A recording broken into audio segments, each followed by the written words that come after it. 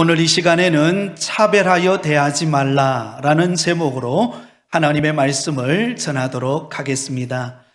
미국 서부 캘리포니아주에 가면 세계적인 명문 사립대학교인 스탠포드 대학교가 있습니다. 1885년도에 설립하게 되어진 이 스탠포드 대학교는 설립 당시 그 배경에 관한 일화는 아주 유명한 이야기로 남아 있습니다. 어느 갑부였던 재벌 노부부가 생애 말년에 자신들이 그동안 쌓아왔던 모든 재산을 모아서 보람 있는 일에 사용하기 위하여, 사회에 헌납하기 위하여서 미국의 명문 대학교인 하버드 대학교를 방문하게 되었다고 합니다. 그런데 아주 허술하게 차려입은 이 노부부가 하버드 대학교 정문에 들어가게 되었을 때 그 정문을 지키고 있던 직원이 매우 불친절한 태도로 그에게 대하더라는 것입니다.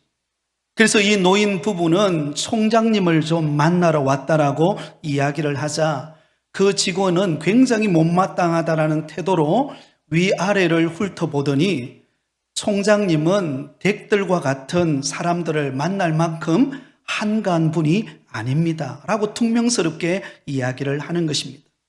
그래서 취지를 설명을 했죠. 나도 이런 대학 하나를 세우려고 그래서 이곳에 찾아왔다고. 그 말을 들은 그 직원이 어이가 없다는 듯이 들은 채도 하지 않고 학교로 그렇게 냉담한 표정을 짓고 들어가 버리는 것입니다. 그 직원의 행동을 모습을 보고 이 노부부가 너무 마음이 상해가지고는 그리고는 다시 집으로 돌아와서 자신이 가지고 있는 모든 전 재산을 모아서 미국 서부에 대학교를 세우게 됩니다. 그 대학교가 바로 스탠포드 대학교입니다. 이 사실을 늦게 알게 되어진 그 하버드 대학교가 너무나도 아쉬워하게 되었죠.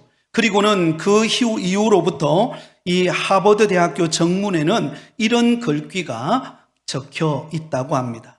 사람을 외모로 취하지 말라. 바로 오늘 본문인 야고보서 2장 1절의 말씀에 성경 구절이 그게 붙어 있다고 합니다. 오늘 이 시간에 함께 나눌 하나님의 말씀은 성도들 간에 발생하기 쉬운 차별에 관한 문제를 오늘 본문은 다루고 있습니다. 여러분에게 한번 질문을 드려보겠습니다. 혹시 여러분들은 지금까지 신앙생활 하시면서 누군가로부터 차별 대우를 받아보신 적이 있습니까?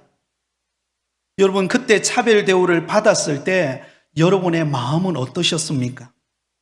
아마 굉장히 마음이 상처가 되고 아마 불쾌감이 치밀어 올랐을 것입니다. 내가 이런 대우를 받으려고 내가 지금 교회 나오나? 라고 하는 섭섭한 마음이 아마 여러분들에게 들었을 것입니다.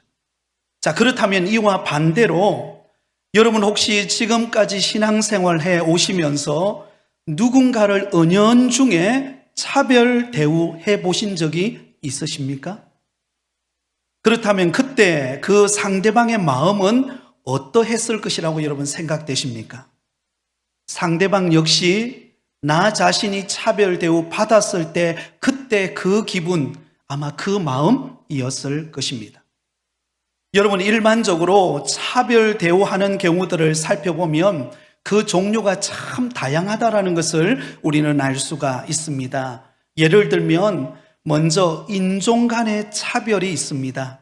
피부 색깔에 따라서 차별 대우를 하는 것이죠.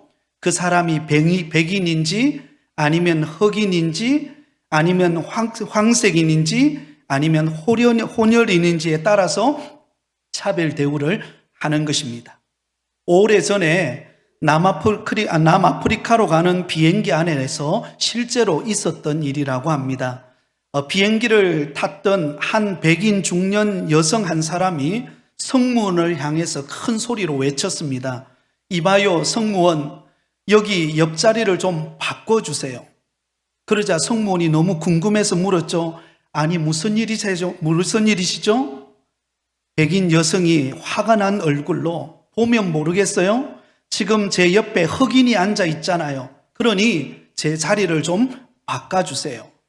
그러자 그 백인 여성 옆에 앉아있던 흑인 남성이 고개를 들지 못한 채 부끄러운 모습으로 고개를 숙이고 있었습니다. 그러자 당황한 그 승무원이 말합니다. 손님, 잠깐만 기다려 주십시오. 비어있는 자리를 확인하고 오겠습니다. 그리고는 승무원이 떠나고 나자 그 비행기에 탔던 많은 사람들이 수근거리기 시작했습니다.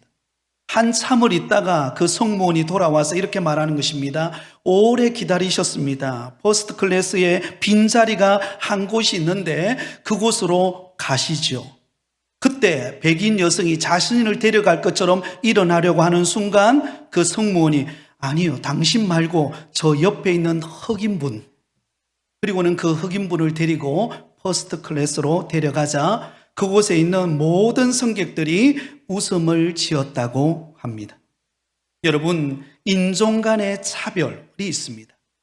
또 여러분, 남녀 간의 차별도 있습니다. 때로는 여자라는 이유 때문에 차별을 당하는 경우도 있죠. 때로는 지역 차별도 존재합니다. 그 사람이 어디 출생인가에 따라서 신앙생활 하는데 어려움을 겪는 분들도 있죠. 빈부의 격차, 그리고 가정 안에서 형제 간에, 친척 간에 가지는 여러 가지 차별들도 있습니다.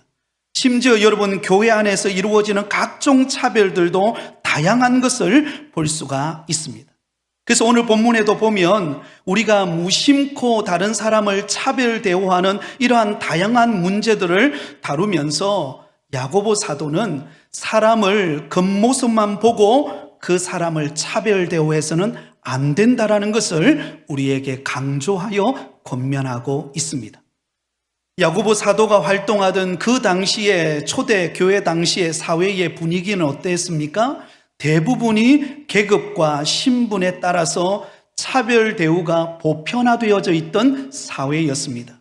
그 사람의 출생 배경에 따라서 차별을 경험해야만 했고, 또한 가진 재산의 정도에 따라서 차별이 생겼고, 학식에 따라서, 신분에 따라서 차별이 생겨나게 되었습니다. 근데 문제는 이러한 사회 속에 나타나는 차별의 문제가 사회생활에서만 있는 게 아니라 바로 은혜로 구원받았다고 하는 교회 공동체 안에서도 여전히 그러한 현상들이 벌어지게 되었다라고 하는 것입니다. 우리나라 선교 초기에도 보면은요, 어떤 교회의 경우에는 백정 출신의 성도가 먼저 장로님이 된 거예요. 그러자 그 교회의 양반 출신인 분들이 반발을 해가지고 그 교회를 나가서 따로 교회를 세우는 이상한 현상까지 일어났다고 합니다. 여러분, 이와 마찬가지로 초대교회 당시에도 은혜롭고 화평을 이루어야 하는 교회 공동체 안에서 차별 대우하는 현상들이 일어나게 되고 서로 상처를 주고 아픔을 주는 것으로 인하여 교회 안에 굉장히 심한 위기가 발생하게 되었다는 것입니다.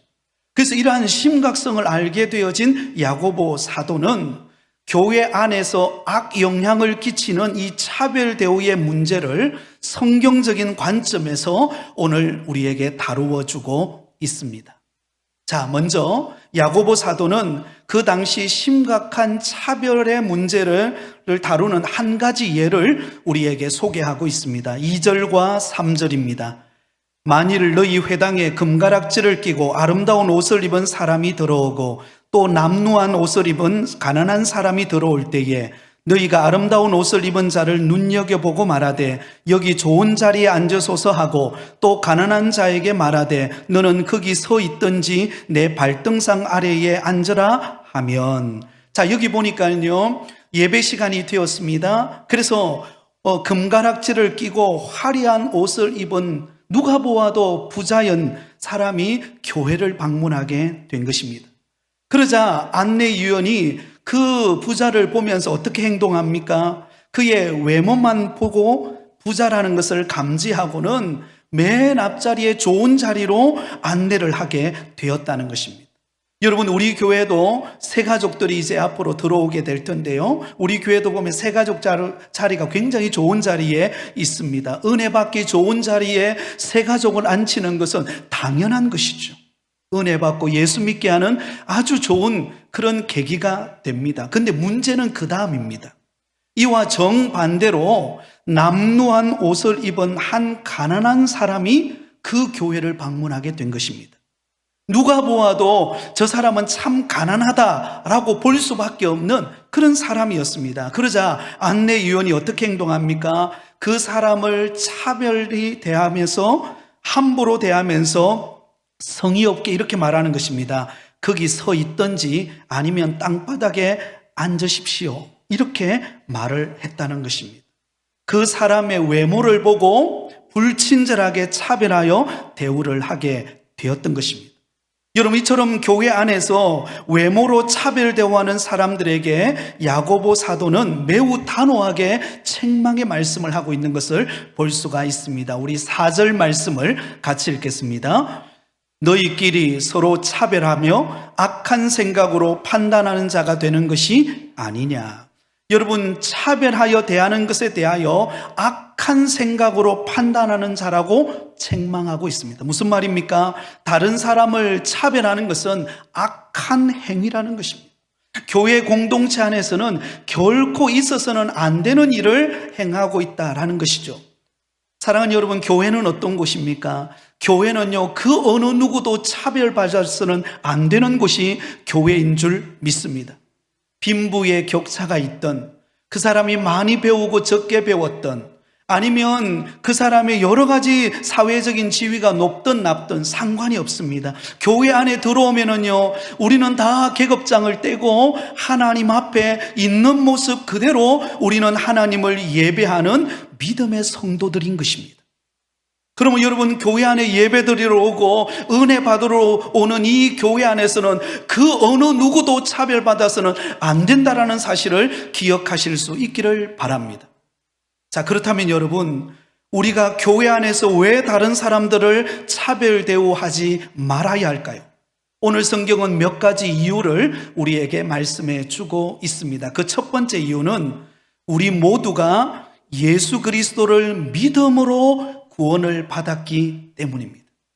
사랑하는 성도 여러분, 오늘 이 자리에 예배하러 나오신 사랑하는 성도 여러분, 저와 여러분이 구원을 받은 것은 예수 그리스도를 믿음으로 구원받은 줄 믿습니다. 오늘 본문 1절은 이렇게 말합니다. 내 형제들아, 영광의 주 곧 우리 주 예수 그리스도에 대한 믿음을 너희가 가졌으니 사람을 차별하여 대하지 말라. 여러분, 여기 보세요. 영광의 주 곧 우리 주 예수 그리스도에 대한 믿음을 너희가 가셨으니, 이것은 무엇을 말합니까? 우리가 오직 예수 그리스도를 믿음으로 구원을 받았다는 것을 의미하고 있습니다. 여러분, 우리가 오직 예수 그리스도를 믿음으로 은혜를 받았다고 하는 말이 무슨 말입니까? 조금 더 구체적으로 말한다면, 저와 여러분이 구원받은 것은 우리가 돈이 많기 때문에, 우리가 똑똑하기 때문에, 우리가 배경이 좋아서, 다른 사람들보다 내가 외모가 뛰어나서 구원받은 것이 아니라는 것입니다. 전적인 하나님의 은혜로 믿음으로 구원받았다라는 사실을 믿으시기를 바랍니다. 그래서 오늘 본문 5절에는 또한 이렇게 강조하여 말씀합니다. 내 사랑하는 형제들아, 들을지어다. 하나님이 세상에서 가난한 자를 택하사 믿음에 부요하게 하시고 또 자기를 사랑하는 자들에게 약속하신 나라를 상속으로 받게 하지 아니하셨느냐. 여러분, 여기 하나님께 구원받은 자가 어떤 사람들이었다고 말합니까? 세상 속에서는 가난한 자들이었다라는 것입니다. 다시 말하면 하나님께서는 세상의 기준으로 볼 때는 오히려 우리가 구원받을 만한 조건을 갖추지 못한 그런 우리들이었다라는 것이죠. 그런데 하나님이 우리를 차별하지 아니하시고 우리를 있는 모습 그대로 불러서 예수 그리스도를 믿음으로 구원받는 하나님의 자녀로 삼아 주셨다는 것입니다. 여러분, 이것이 은혜인 줄 믿으시기 바랍니다. 여러분, 만일 우리가 행한 선한 행위 때문에 우리가 구원을 받았다면 어떻게 되겠습니까? 만일 많이 배운 사람에게 구원을 준다면 그렇지 못한 사람은 어떻게 되겠습니까? 많이 가진 사람만이 구원을 받는다면 그렇지 못한 사람은 어떻게 되겠습니까? 교회 안에서 학식이 뛰어나고 세상적으로 잘 나가고 이런 사람은 대우받고 그렇지 못한 사람은 차별을 받을 것입니다. 그러나 성경은 절대로 그렇게 말하고 있지 않습니다. 우리가 구원받은 것은 우리의 선한 행위나 우리의 어떤 지식이나 우리의 외적인 조건 때문이 아니라 바로 오직 믿음으로 말미암아 하나님의 은혜로 우리가 구원을 받았다라는 사실을 믿으시기 바랍니다. 그렇다면 우리가 믿음 안에서 구원받은 것을 깨닫는다면 다른 사람을 차별할 수 있겠습니까? 그럴 수 없죠. 로마서 3장 27절 28절에 그런즉 자랑할 때가 어디냐 있을 수가 없느니라. 무슨 법으로냐 행위로냐 아니라 오직 믿음의 법으로니라. 그러므로 사람이 의롭다 하심을 얻는 것은 율법의 행위에 있지 않고 믿음으로 되는 줄 우리가 인정하노라. 우리의 외모나 어떤 조건에 의해서 구원받은 것이 아니라 바로 믿음으로 의롭게 되어졌기 때문에 그 어느 누구도 교회 안에서는요 차별받을 사람이 단 한 사람도 없다라는 것입니다. 여러분, 다윗이 이스라엘의 왕으로 기름 부음을 받을 때를 한번 상상해 보시기 바랍니다. 하나님께서 사무엘 선지자에게 이새의 집으로 가서 그 8명의 아들 가운데 한 사람에게 기름을 부으라고 말씀하셨습니다. 그래서 사무엘 선지자가 이새의 집에 가보았더니 그 첫째 아들인 엘리압이 사무엘 선지자 앞에 나온 거예요. 근데 그 이 엘리압을 보니까 외모가 너무 멋있고 왕으로 세워놓아도 손색이 없을 만큼 뛰어난 것입니다. 그래서 사무엘 선지자가 그 엘리압에게 기름을 부어 왕으로 세우려고 할 때에 하나님께서 그 사무엘 선지자에게 이렇게 말씀합니다. 사무엘상 16장 7절에 여호와께서 사무엘에게 이르시되 그의 용모와 키를 보지 말라. 내가 이미 그를 버렸노라. 내가 보는 것은 사람과 같지 아니하니 사람은 외모를 보거니와 나 여호와는 중심을 보시느니라 하시더라. 하나님은 무엇을 보신다고요? 중심을 보신다는 것입니다. 엘리압은 겉으로 보기에는 너무나 멋있었고 이스라엘의 왕으로 기름 부음 받아도 손색이 없을 만큼 외적인 조건을 갖추고 있었습니다. 그러나 하나님께서는 이스라엘의 왕으로 그 엘리압에게 기름을 붓는 것이 아니라 막내였던 하나님 앞에 신실한 믿음으로 살았던 다윗을 들어서 기름 부어 이스라엘의 왕으로 세우는 것을 볼 수가 있습니다. 사랑하는 여러분, 도토리 키재기라고 하는 속담을 들어보셨을 것입니다. 무슨 말이죠? 우리 모두는 별 차이가 없다는 것입니다. 우리가 생각할 때는 좀 더 많이 배우고 좀 더 많이 가지고 좀 더 많이 누리면 그 사람은 다른 사람보다 더 나은 사람이다 라고 생각하기가 쉽습니다. 그러나 우리 주님이 보실 때는요 도토리 키재기라는 것입니다. 여러분, 높은 산에 등산을 해보신 적이 있으실 것입니다. 높은 산에 올라가서 아래를 내려다보면 어떻습니까? 그 사람이 그 사람입니다. 그 사람이 키가 크든 그 사람이 키가 작든 별 차이가 나지를 않는 것입니다. 마찬가지로 저와 여러분이 구원받은 것도 하나님의 은혜로 구원을 받았기에 여러분, 주님 안에서는 그 어느 누구도 차별받거나 그 어느 누구도 함부로 대해서는 안 된다라는 사실을 기억하실 수 있기를 바랍니다. 이 놀라운 은혜를 누가 깨달았는가 하면 사도 바울이 깨닫습니다.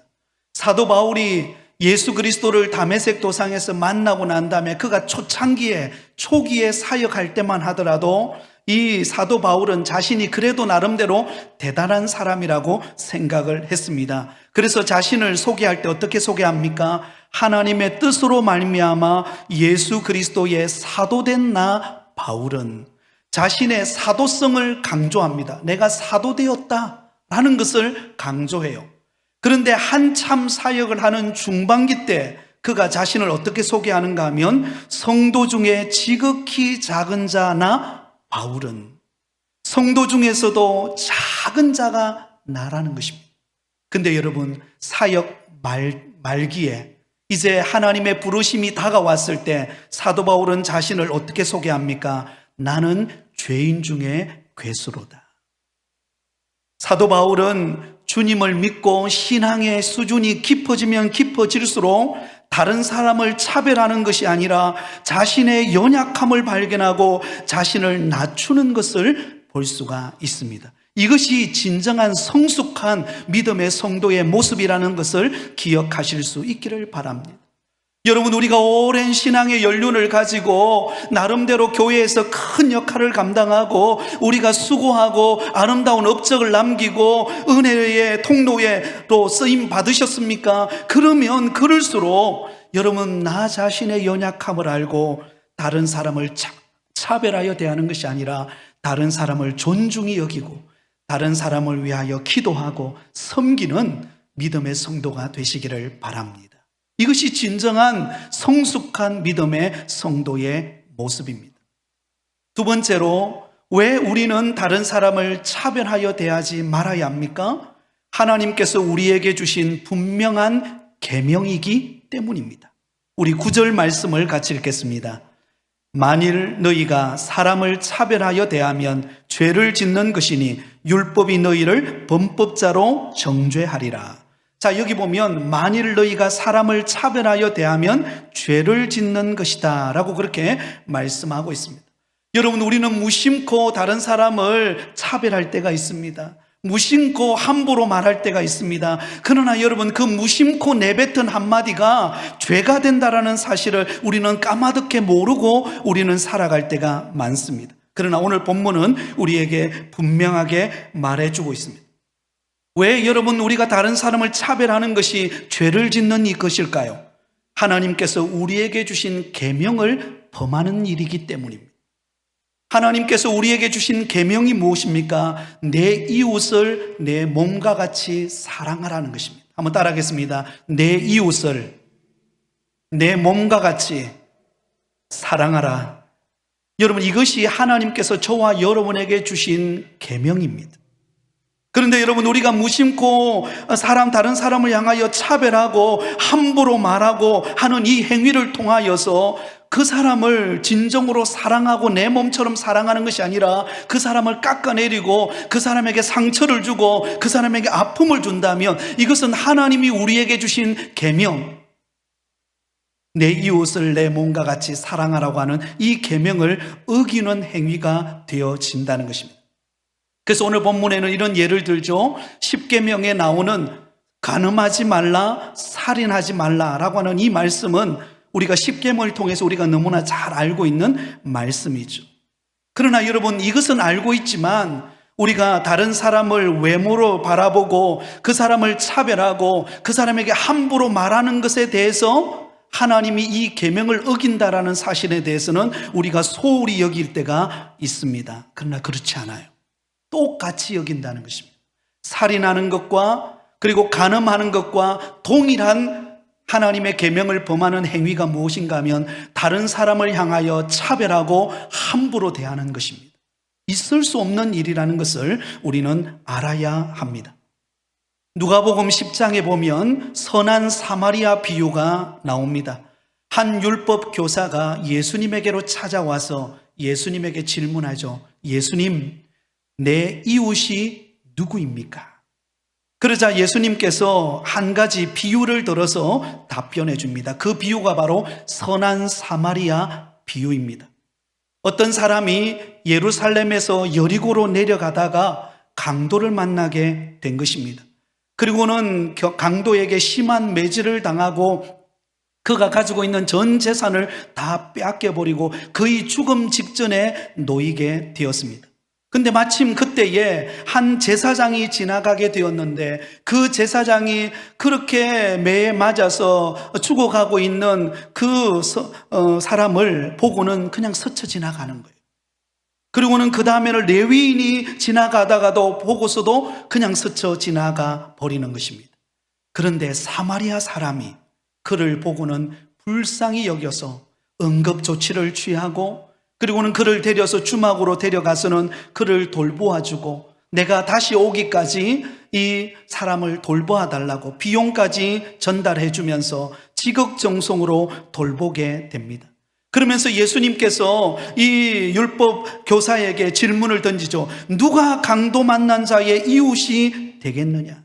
그때 율법 교사가 이렇게 말하죠. 자비를 베푼 자니이다. 그러자 예수님이 말합니다. 너도 가서 이렇게 하라. 사랑하는 여러분, 그 당시에 유대인들은 사마리아인들을 차별 대우했습니다. 여러분, 유대인들은 사마리아 사람들을 사람처럼 여기지를 않았습니다.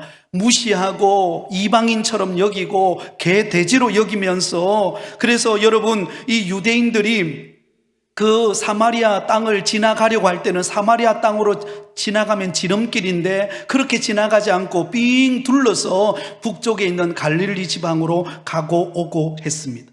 그만큼 원수로 여기고 그리고 차별 대우하는 그런 유대인들이었습니다. 그런데 그렇게 차별 대우 받았던 사마리아인이 누구를 돌봐줘요?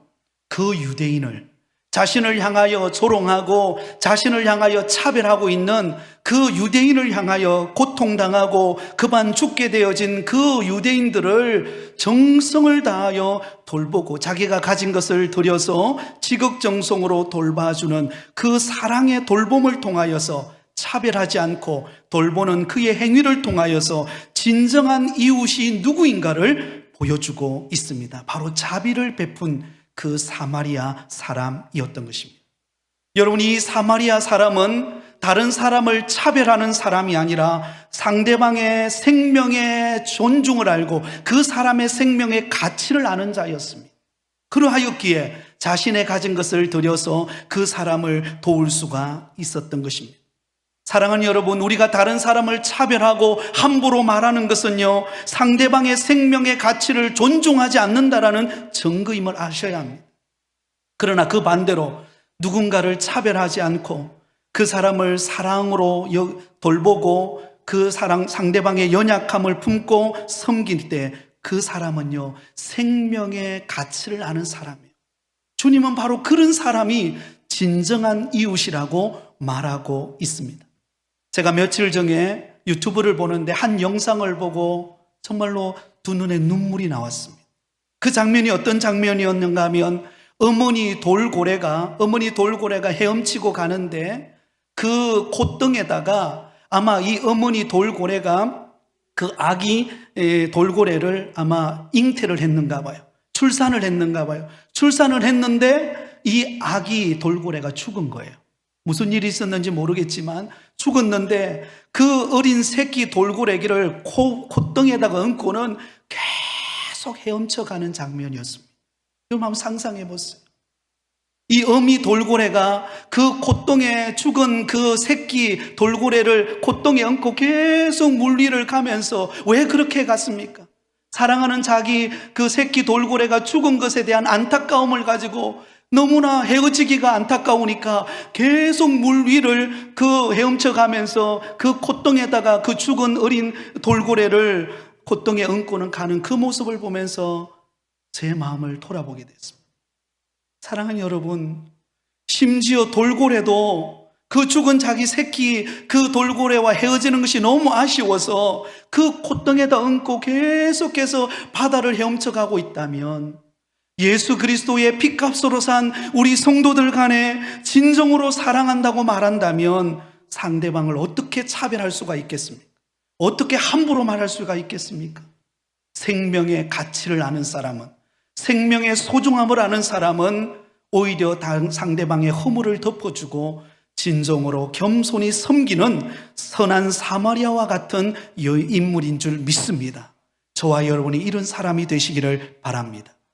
마지막 세 번째로, 여러분, 우리가 다른 사람을 차별하지 말아야 될 이유가 무엇입니까? 차별하는 것은 결국 긍휼 없는 심판을 받기 때문입니다. 우리 13절 말씀을 우리 마지막으로 같이 읽겠습니다. 시작. 긍휼을 행하지 아니하는 자에게는 긍휼 없는 심판이 있으리라. 긍휼은 심판을 이기고 자랑하느니라. 만일 여러분, 우리가 사람의 외모를 보고 그 사람의 어떤 연약함을 보고 우리가 긍휼히 여기지 않고 그 사람을 판단하고 심판하고 정죄한다면 그 정죄하는 그 사람이 긍휼 없는 심판을 받게 될 것을 말씀하고 있습니다.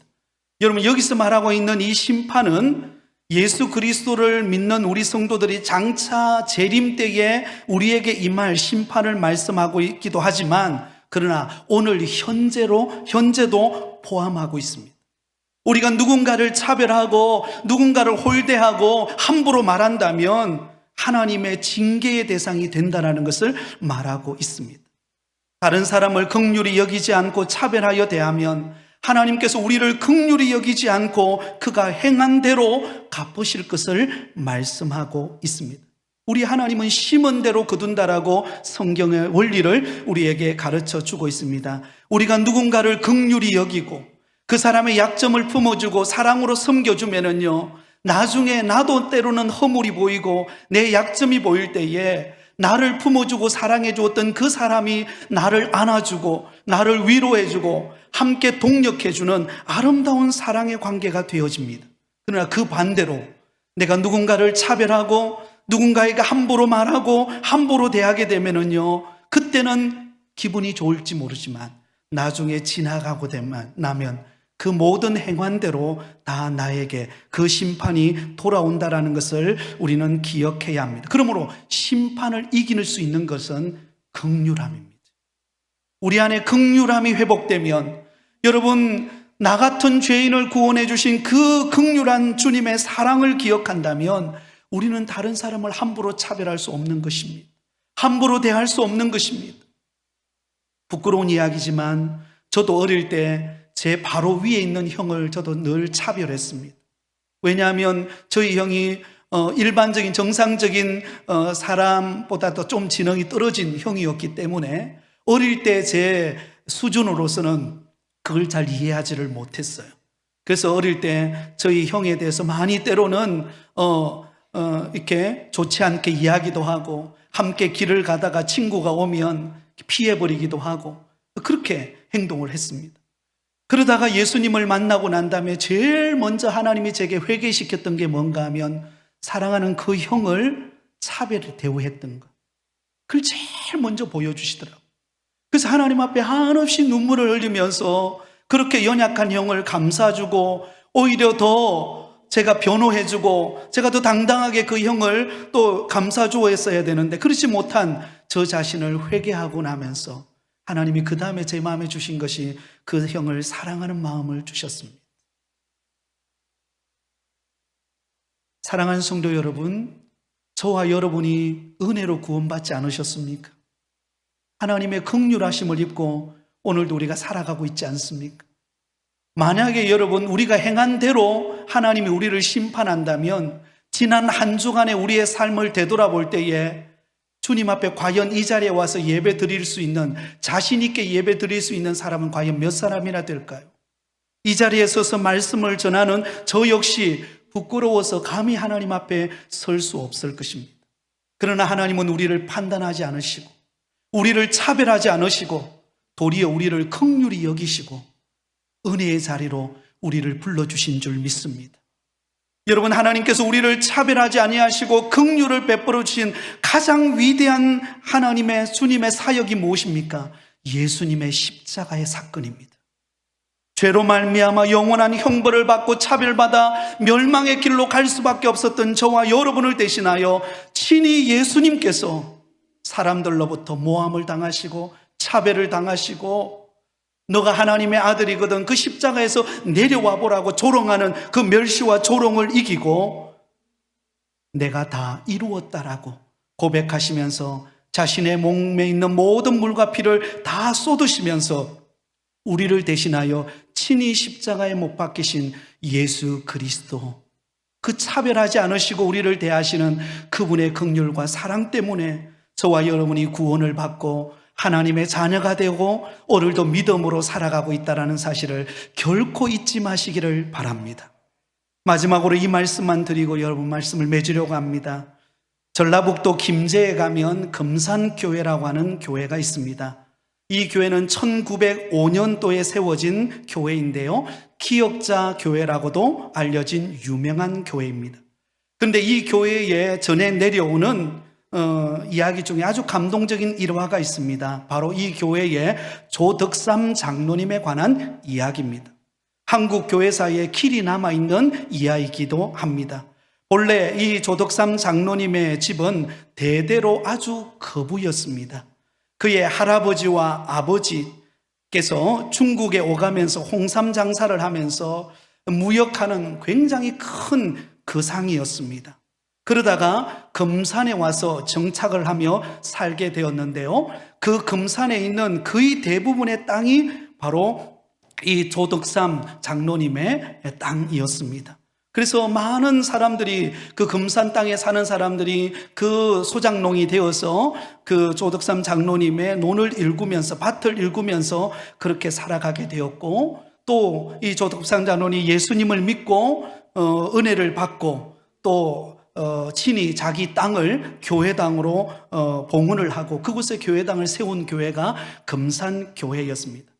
그런데 이 조덕삼 씨의 이 조덕삼, 그 당시에는 뭐 장로님이 아니셨죠. 조덕삼 씨의 머슴으로 마부였던 이자익이라고 하는 사람이 그 집에 종살이를 하고 머슴으로 있었는데, 이 사람 역시 이자익이라는 사람도 그 조덕삼 때문에 예수님을 믿고 믿음 생활을 하게 되었습니다.